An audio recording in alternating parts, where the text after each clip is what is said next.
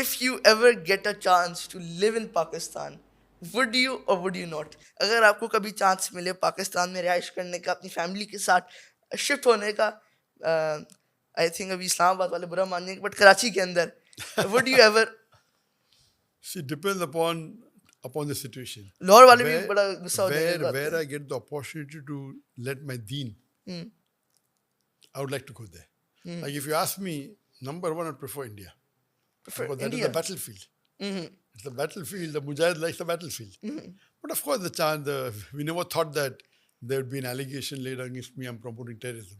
I used to go and give talks against terrorism. So everything depends upon situation. Now, of course, for me, Malaysia is the best because the way I look at it, it's the best of the available countries for a Muslim to settle in. As far as Pakistan is concerned, of course, I would love to give lectures here. I would love to. But regarding settling full time, we feel where we get more opportunities for Dawah, that would be the best. Of course, the time will change depending on what project you're involved in. So at present, of course, we are involved in various projects of doing Dawah. So now, I would say that as per the situation, if given the choice, we had opportunity of more than 15 countries asking me to settle there. But you chose Malaysia, and why is that? Malaysia क्यों ही choose किया आपने? Yes, Malaysia, because as I told you, Malaysia, according to me, is the best available Muslim country for a Muslim to settle in. There are various reasons. Not Indonesia? Not? Indonesia? No, not at all. Malaysia is better? And multiple times, according to me. And number one is that there are very few Muslim countries which are not controlled by an external power or a non-Muslim power. Almost all the Muslim countries are controlled by some Western force or a non-Muslim country. ऐसा ही है. Malaysia is one of the few countries. Which is not. Number two, it is away from the war zone. You know the Middle East is a war zone. So Malaysia is away from that. Number three, it's because of its geographical location, being in the southeast part. ऐसा ही है. The chances of non-Muslims interfering is less. Number four, Islam is the federal religion of Malaysia.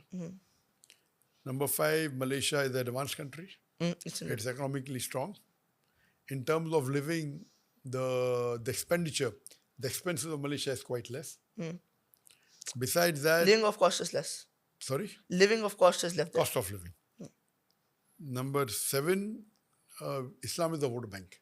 There are very few countries in the world where Islam is the vote bank. In Pakistan, Islam is not the vote bank. ऐसा ही है. It's not the vote bank. There are few countries where Islam is the vote bank.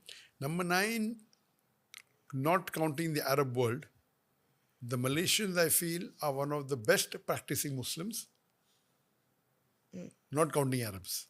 Okay. I believe an average... The Malaysians are after Arabs, not counting Arabs. Because Arabs are different in Tawheed, and so if you don't count them, Malaysia will be the best, one of the best practicing Muslims among the non-Arab countries. Okay.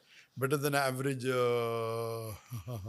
Indian Muslim, better than average Pakistani Muslim in terms of Salah, in terms of knowing the Deen, in terms of going zakat and performing Hajj.